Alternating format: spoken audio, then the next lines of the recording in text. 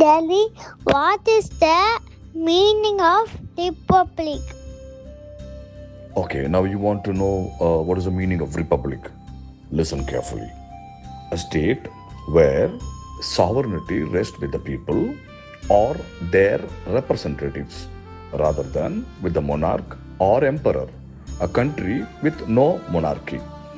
அதாவது நல்லா புரிஞ்சுக்கோங்க, நம்ம நாட்டில் இந்திய குடியரசுத் தலைவர் மக்களால் ஒரு குறிப்பிட்ட காலத்திற்கு மறைமுகமாக தேர்ந்தெடுக்கப்படுகிறார் இல்லையா?